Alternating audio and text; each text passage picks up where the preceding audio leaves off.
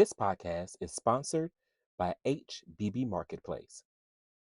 If you're a small business owner and looking to grow your business but need just a few resources to get to where you need to be, visit hbbmarketplace.co. And when you do, tell them Ressie G sent you. You know, sometimes this life can get rough. You get knocked down, but you gotta get up. Keep going. Welcome to the official companion podcast for ReVoyce's The Retreat. I am your host, Ressie G, not Cardi B, but I still get to the money. And I cannot wait to give my opinion on episode 1, Relax, Relate, Retreat. We gon' give it all until the end of time. We ain't going nowhere. We'll be standing right here until the end of time. Till the end of time.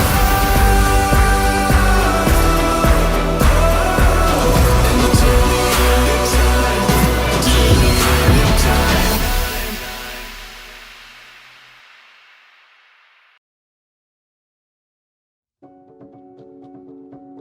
I have to start by saying that doing the retreat under ReVoyce was a huge step in a direction that I haven't gone before.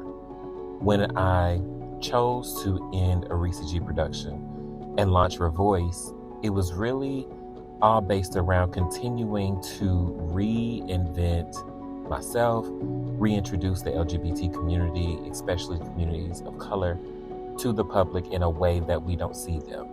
And one thing that we don't see often is men of color that are in the gay lifestyle or the LGBTQ community working on themselves. Because most of the time we're always so backed up against the wall. We are never as vulnerable as we need to be because at times each and every person hasn't been affirmed in a way that they can understand how big or how grand they can be. So going into this particular project, I will say it definitely had to be the hardest 4 days of my producing career so far. One thing that really was a struggle for me was trying to come to copes with leaving a project that was the beginning of my career as a producer and being fearless and moving into something totally new and fresh that I haven't done before. So it was really kind of like a wound that was healing, but I kept touching it, but I couldn't let it heal until seeing it air under new leadership. Granted, I always have the props and the love from everybody who viewed me as a great producer and still do. And yes, I co-created the show, but moving into something totally solo was definitely a big jump for me. When I was formulating the retreat, coming into this new found me, I had just come out of school. I had been in school for about 6 months to get 2 certifications, one in life coaching and one in mindfulness practitioner, to make sure that I understood exactly how I was going to approach this particular group of men. Granted, thank goodness for Joseph Williams, who is a well-decorated, critic acclaimed, has worked with Iyanla Vanzant, therapist, mental health person that caters to that particular realm alongside me to help heal or make an attempt to open some type of door for healing for these men. But I wanted to, for myself, learn some techniques and some skills so that I could better understand how these people thought. Now, going into it, there was originally supposed to be 6 people to go on the trip to the house. But Last minute, one person couldn't come. So when you guys hear in the kitchen when Joseph was saying there's 2 additional people coming to the house, at the time there was 2. But then when we went back and did his interviews, the only person that was arriving late was Red, versus another person that was on another project that I had worked with. I know a lot of people are going to ask about that, so I just want to go ahead and nip that in the bud right now, because as you guys know, we were recording in real time at that time with real reactions. But it was crazy because we were filming that particular scene at about, I want to say 11:45, 11:30 in the morning. And I didn't find out that the other cast member was not coming until about 1:00 p.m. So granted, I was blindsided, my team was blindsided, but we just kept rolling with the punches and made it work. Approaching this project, I had to look at it in a different way. Previously, with working with Chasing Dallas Presents The Retreat, I had an astrologer that came, and we did some work more so catered to the spirit.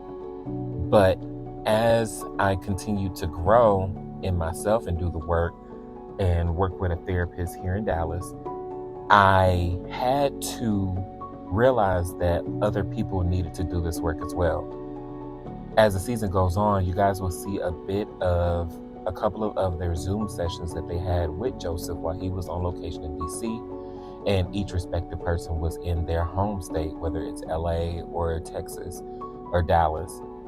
But we did some work prior to coming so we could be better prepared with going into the retreat, so that we won't waste these 4 days and just be thinking of tasks and activities to do to make it entertaining, but actually really do the work. And what you guys don't see throughout the season is some parts of the work were not filmed. And I wanted to make sure that that was extremely intentional.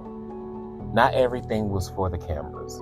The work that we did off camera with some of these men, whether it was me talking to them, whether it was Joseph talking to them, or whether it was them bonding with members of production, it was really important to have a moment of camaraderie amongst Black men. So considering we had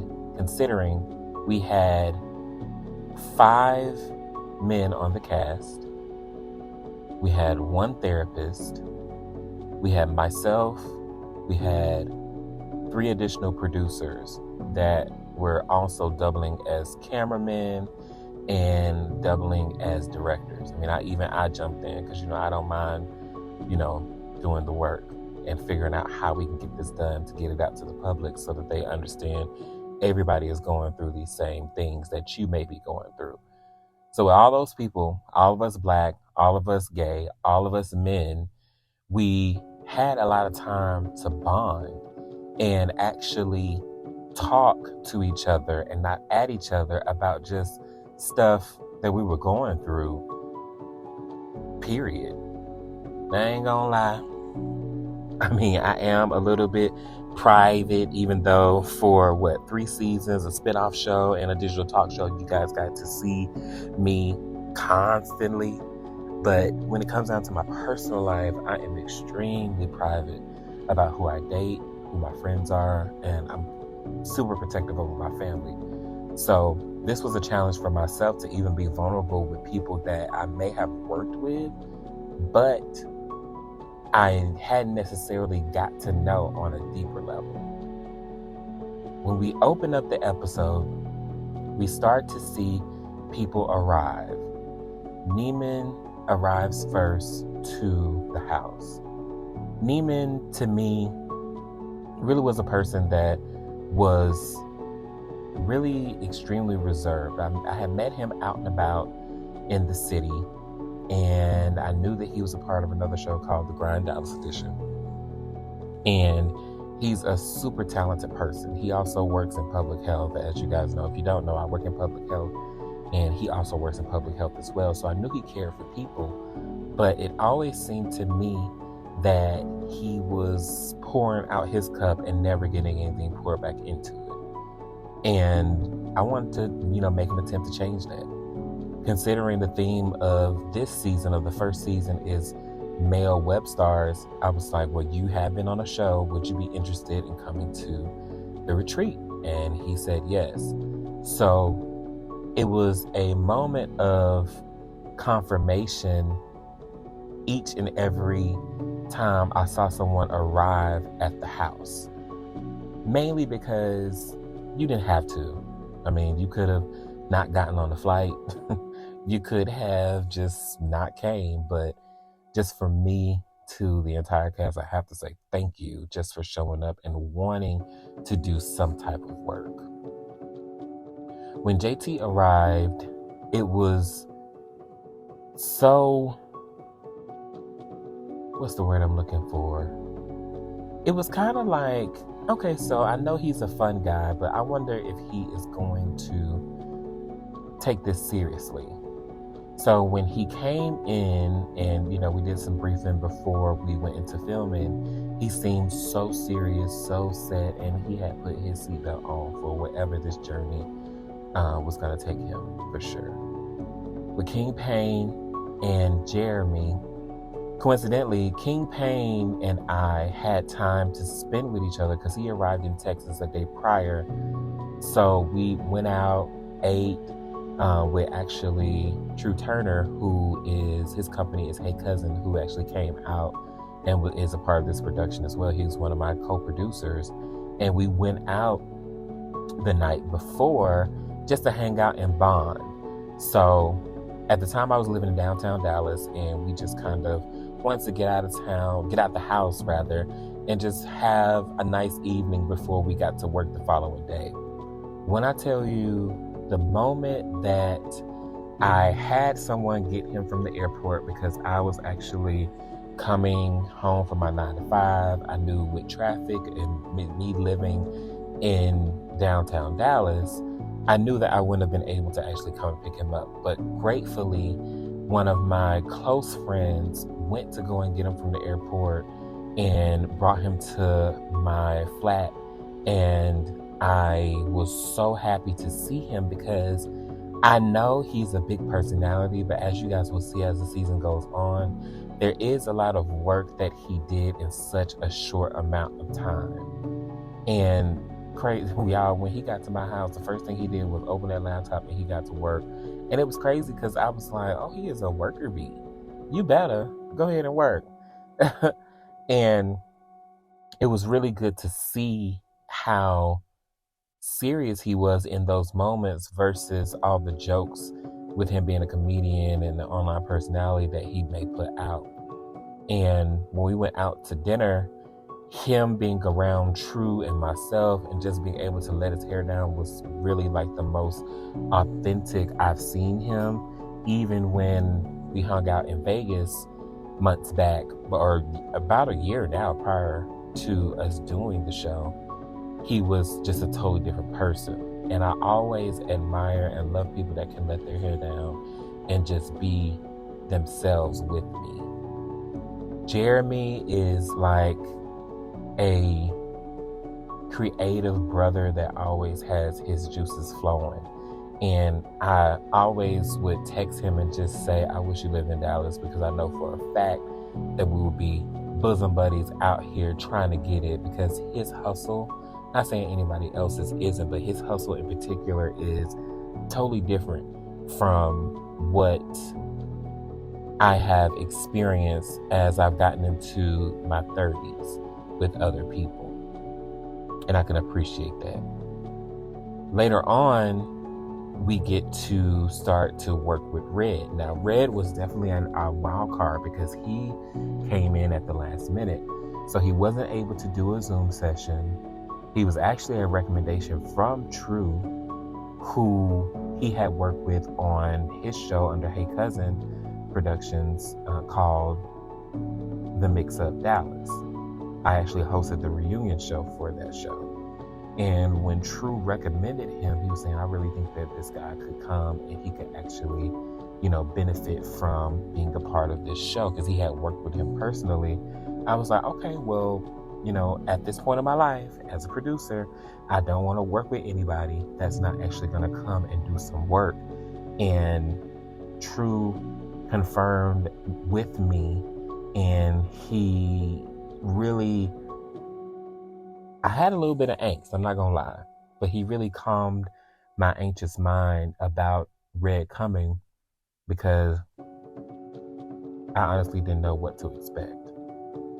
After meeting Red, learning that he's from Memphis, and he really gave what a lot of my friends from Atlanta or people that I grew up with gave. So it was good to have him around as well. Joseph, I met virtually when him and I did a show or a panel show together called The Voice Chat, which was produced by Armand Wiggins. So Armand Wiggins had reached out to myself, Joseph, and Vicky Gotti at the time to actually do this panel show with him, and we discussed some topics. And from then, I started to follow Joseph and just really kind of dig into what he had to say. And I always kept that locked away in my head, kept it locked away. And like, you guys, this was back in, had to be like 2017, 2018 that we did this panel show.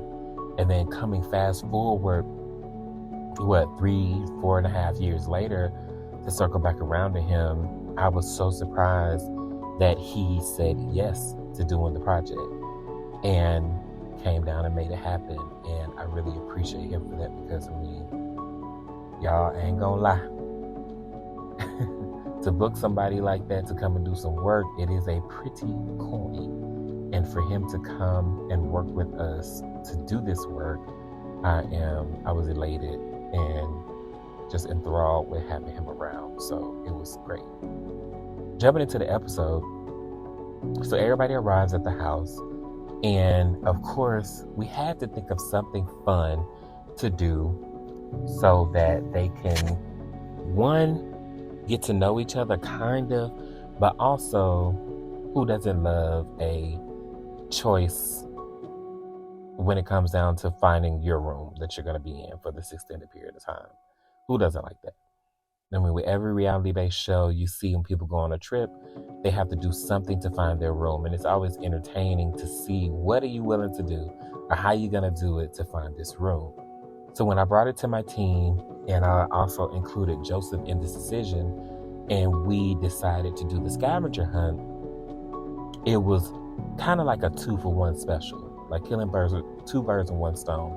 One, it will be entertaining, and two, for the work that Joseph needed to do with them, as he said in his interview. Often in the gay community, gay men rarely have the fun with each other outside of the casual club hopping or sexual encounters. This scavenger hunt is important so that I can see how healthy competition will build or break camaraderie in the house.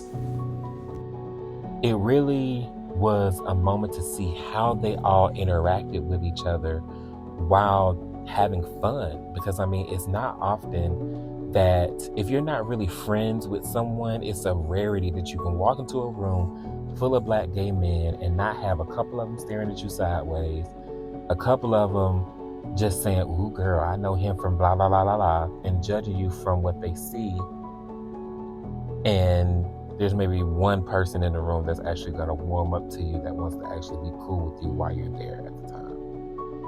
It resonated with me when Joseph said what he said about how it's a rarity that gay men have fun together, because it is true.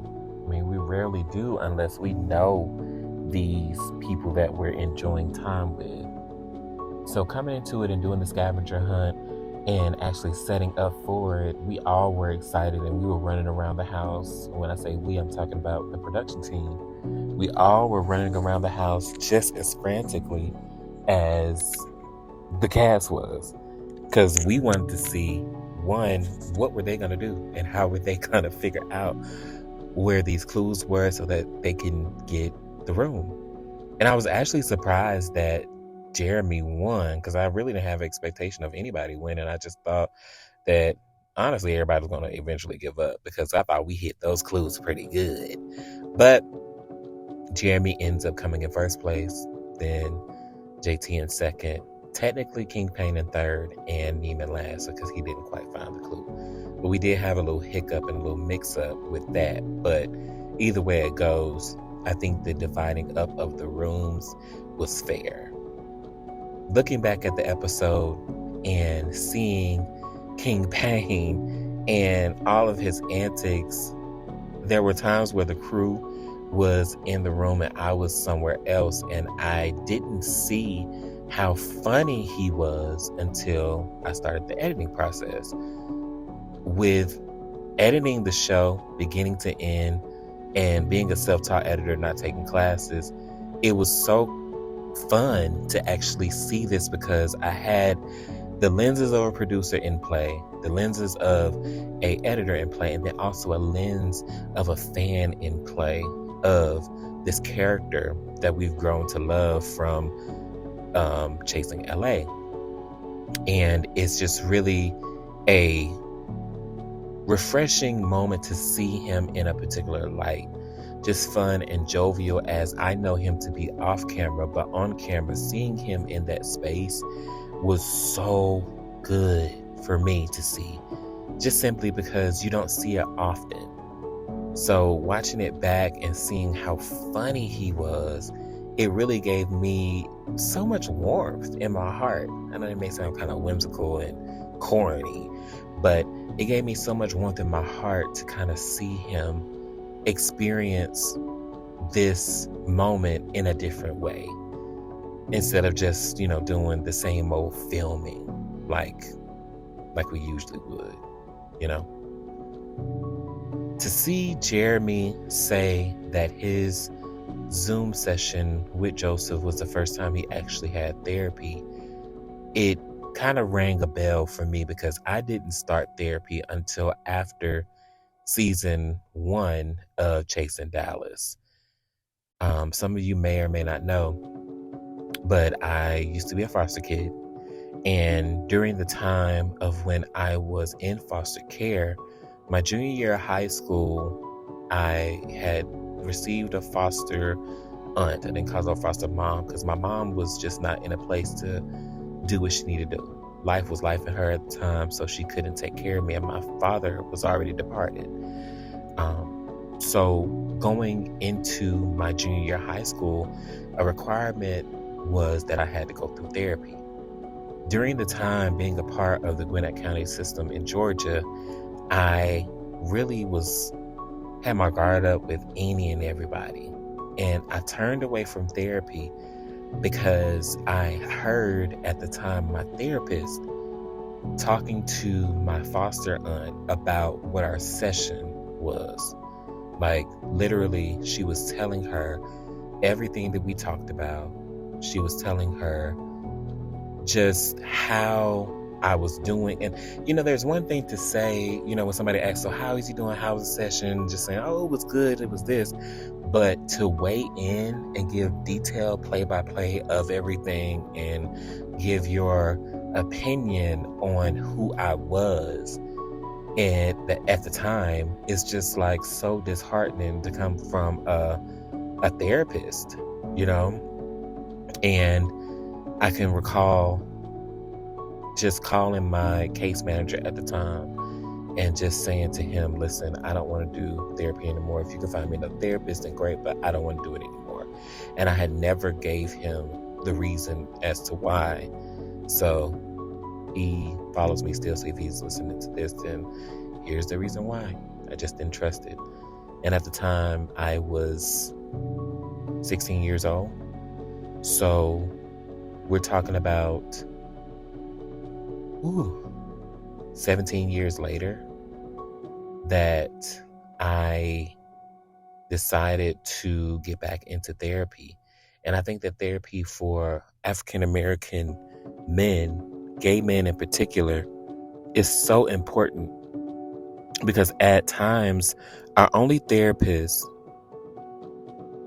or the only therapist that we may have at times, is 1, our pillow, 2, our best friend, 3, our significant other. So to have somebody to talk to that's going to have a non-biased opinion, it's always good and refreshing to have, just so you can kind of unload and then make room to fill your cup back up so that you can be the best you for everybody that's around you, from your friend circle to your family to your job, whoever, so that you can be the best you. So I would strongly encourage everybody to get into therapy, because it, again, gives you a non-biased person to talk to when you need them. So to see Jeremy say that, it brought me some type of security in knowing that with this project, I'm doing a good thing, because if it were not for doing the retreat, he probably never would have gotten to therapy when he did. And to my knowledge, he's still working with the therapist Joseph to this day. Even if it's not as extensive, he still has conversations with him, which is great, because that opens a door for more healing. The retreat is all about healing and doing some work on yourself, so it really opens the door for that. As we continue along, we see Red arrive, and for me, I know that Red, coming into the situation, he had his guard up because he did not know what was going to happen or what to expect. But it was nice to see all of the gentlemen that were already there welcome him with open arms, especially for the first episode, because it shows no matter who you are, we got to sit together. And no matter how you're going to like someone, at least if you welcome them in, any problem that you have later on can simply be remedied by a conversation. I believe it. I believe it. I believe it. I think that conversations are what we need more of in this world, especially in the LGBT community, especially in communities of color. If we had more conversations, then we wouldn't have as many problems, because problems derive from misunderstandings. So if we talk it out, we can work it out. If we talk it out, we can work it out. One more time. If we talk it out, then we can work it out. Well, we have come to the end of this episode of the Retreats Companion Podcast presented by ReVoyce. And I can't wait to continue to talk to you guys about what's to come from each and every episode. I will have some guests come through and just talk with me about what is going on these episodes, so that we can give another level of perspective to what you saw, just from our voices to your ears. Once and forever and always, it's Ressie G, not Cardi B, but I still get to the money. Oh, and I will be back here very, very soon.